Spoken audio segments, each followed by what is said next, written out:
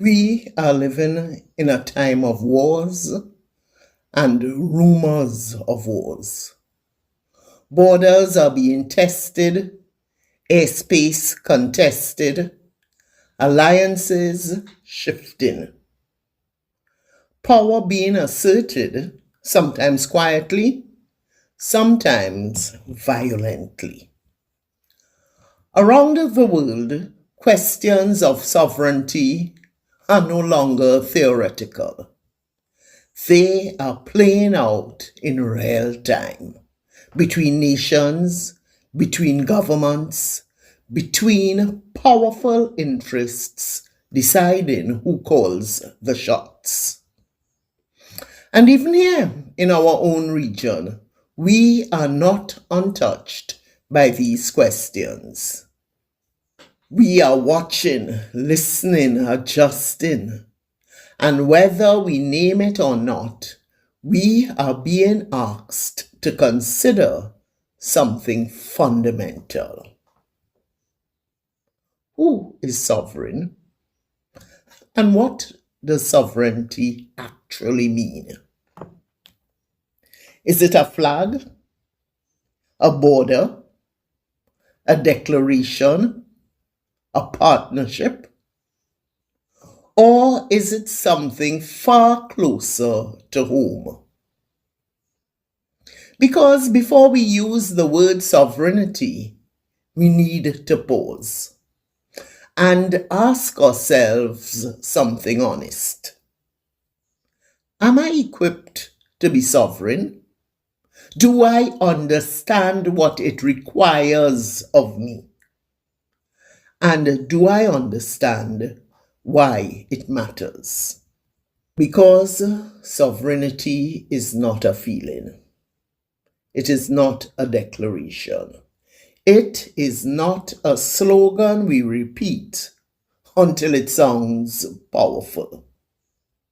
Sovereignty is something you live or you do not. We live in a time where language moves quickly, faster than reflection, faster than responsibility. We borrow words without borrowing the work that comes with them. We repeat language because it sounds right, because it signals that we belong, without staying long enough to live inside what it actually means.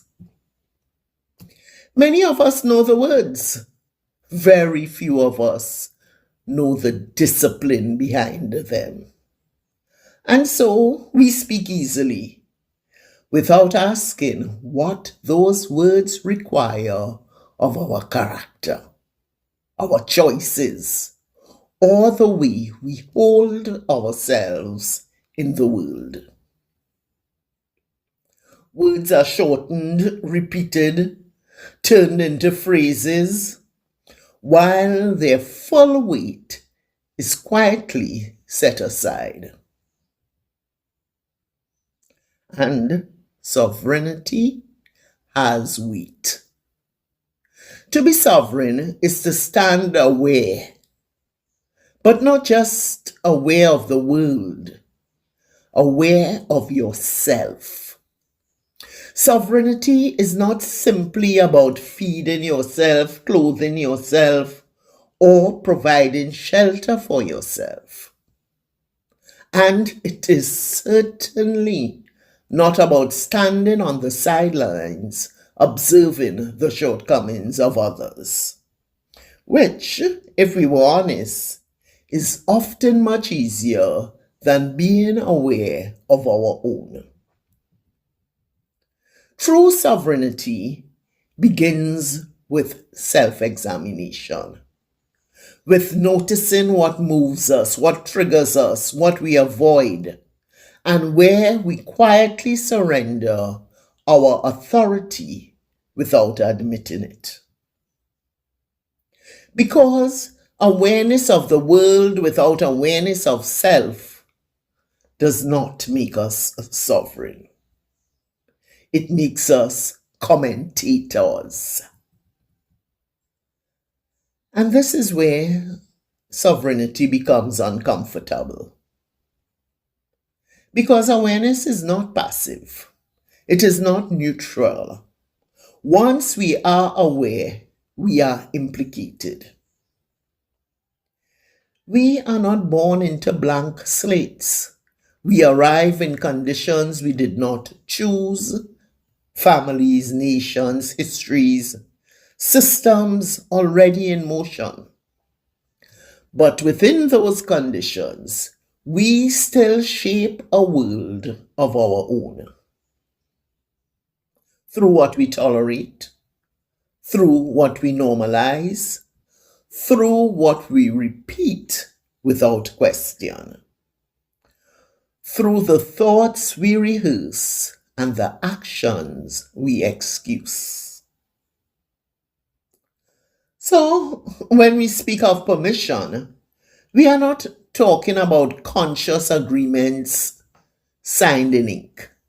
We are talking about the quiet permissions we give every day to patterns, to beliefs, to arrangements that slowly become familiar enough to feel inevitable. And over time, those permissions begin to look like fate. That is how cycles form. Wild circles we keep moving through until awareness enters the picture. And when awareness is paired with discernment, with restraint, with wisdom about what is and what can be, a circle can become a spiral. Not an escape from reality, but a movement within it that leads somewhere else. And the direction of that movement is shaped long before we notice it by what we believe and what we assume without question, not by circumstances. It begins with perception. Being aware of our beliefs, our assumptions, and the stories we hold about power, authority, worth, and legitimacy. Because what enters our field does not arrive by accident. It arrives through permission, often unconscious permission. Many of us don't reject sovereignty. We simply never aim for it. We go with the flow, we adapt, we comply. We adjust ourselves to systems, relationships, and arrangements without ever stopping to ask, is this aligned with who I am and what I stand for? And when we do that, we are moved, not because we are weak, but because we are undirected.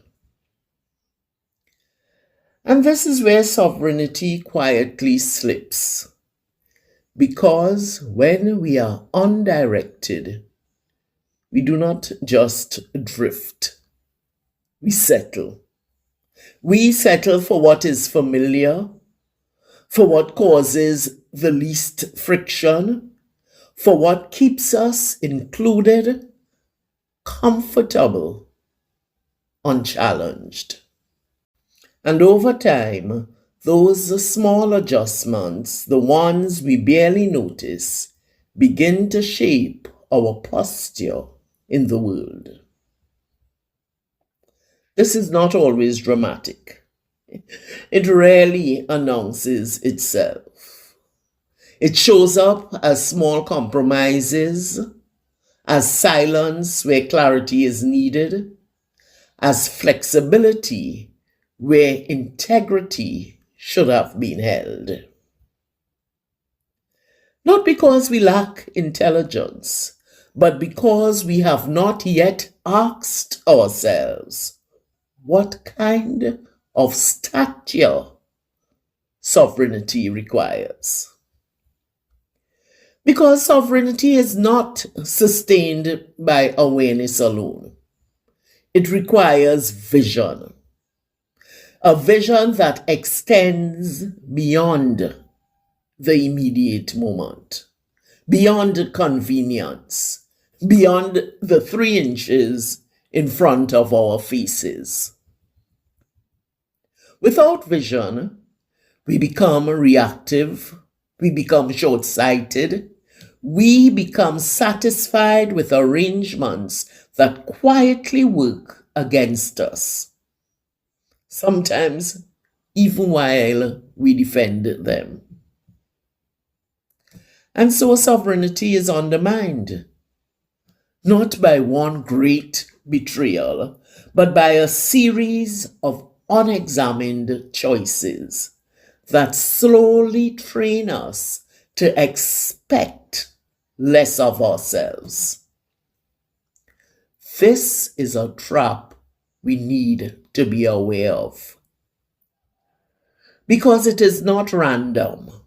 It is built from our personal preferences, our habits, our biases, our comforts, our blind spots, all carefully braided together to fit our individual temperaments and our particular weak points. What challenges one person may never touch another. What unsettles you may leave me unmoved. And so, the erosion of sovereignty is often custom fitted. It is quiet, efficient, personal. And listen, we must be honest about this. We do not live in a world that is actively cheering us on. The physics of life is push and pull, pressure and resistance, demand and response. Growth is not handed to us. It is drawn out of us by friction. And when we mistake comfort for safety or convenience for wisdom, we become easier to steer. Not because we are foolish, but because we are unprepared.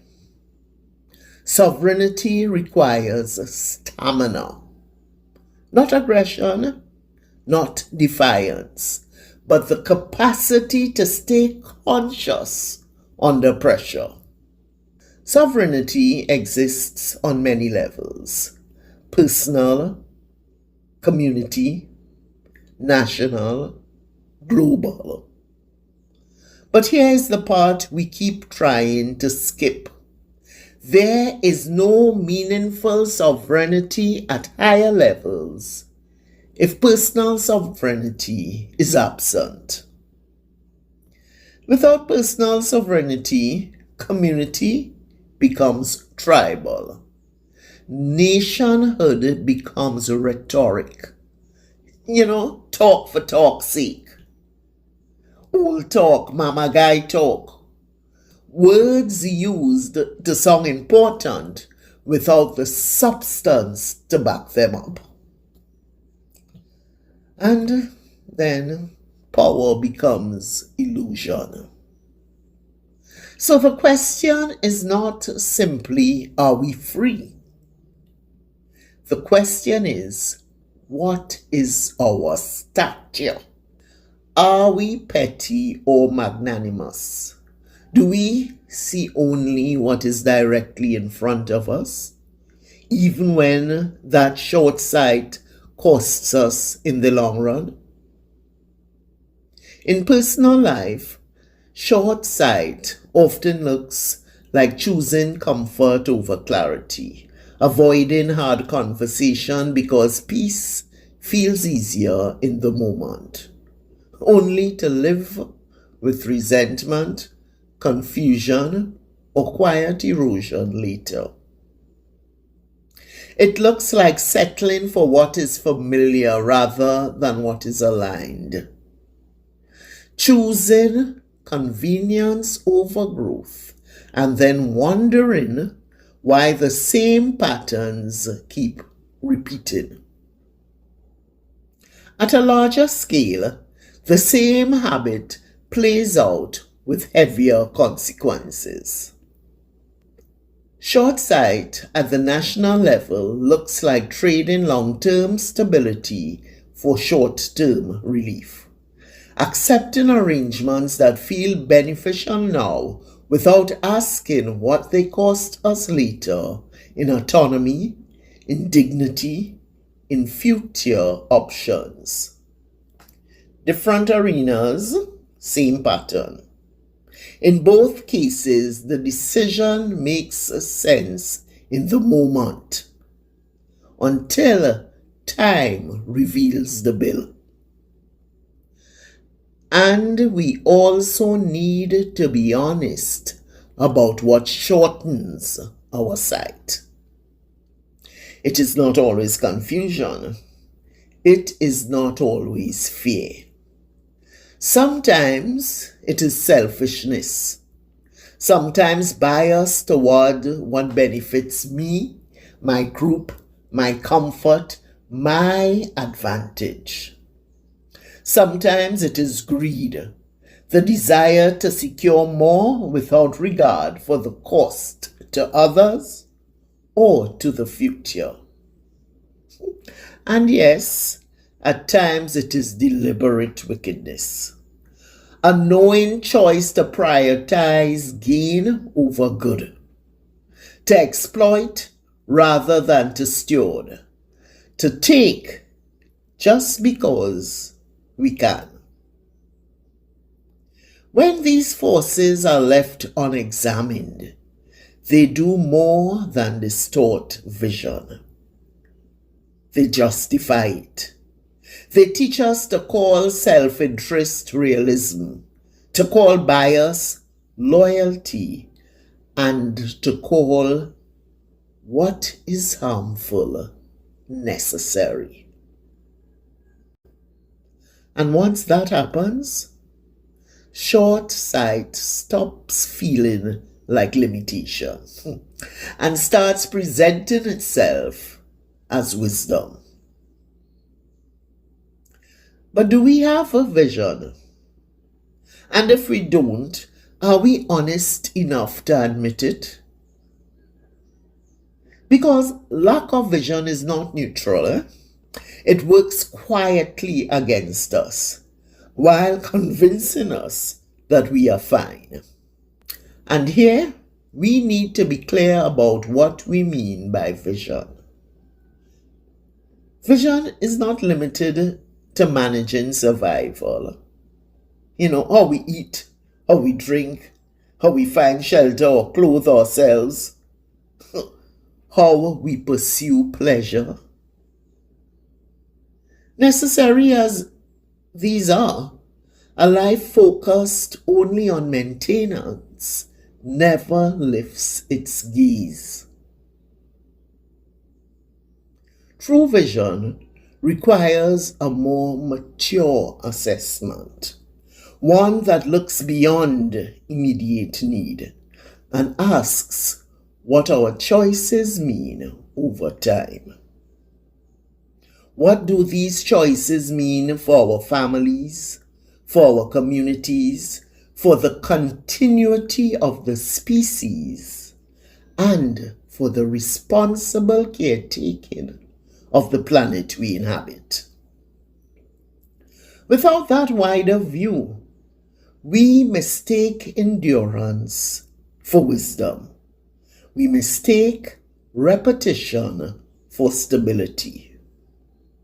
And so we survive, but we do not steward. We persist, but we do not guide. Sovereignty demands responsibility, not just for our intentions, but for the consequences of what we allow, the consequences of what we excuse and what we repeatedly choose. It asks us to examine where we undermine ourselves, through fear, through convenience, through the need for approval, through unexamined beliefs about who knows better, who is more equipped, who should lead, who should decide. But this responsibility does not stop with us.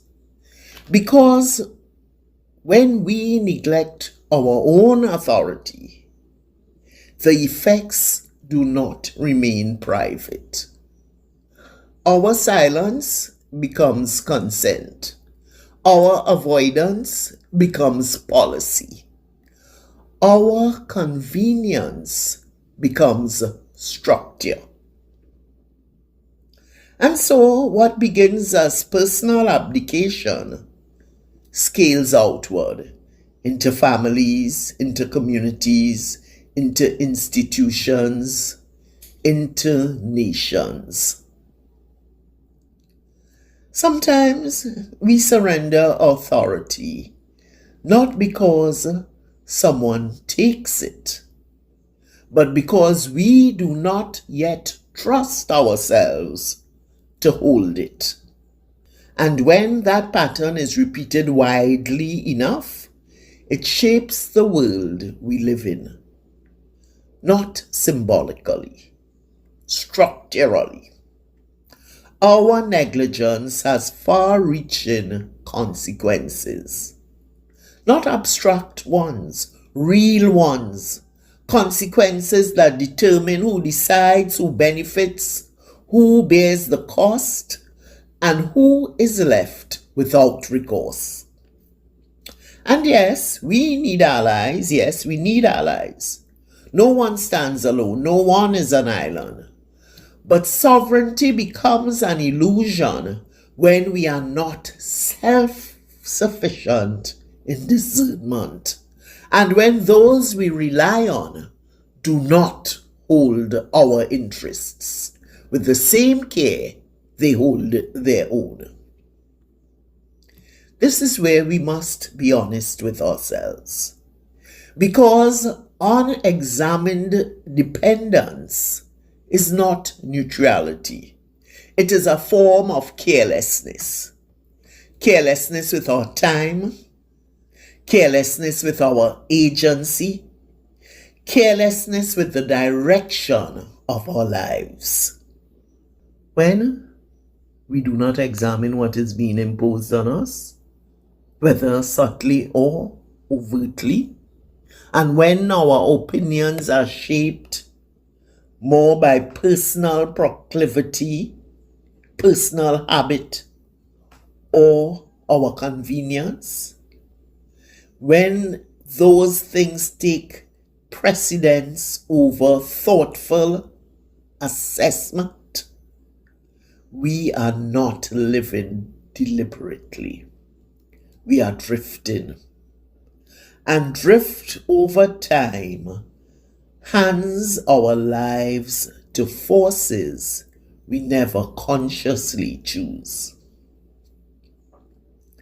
At every level, personal to global, the same truth applies.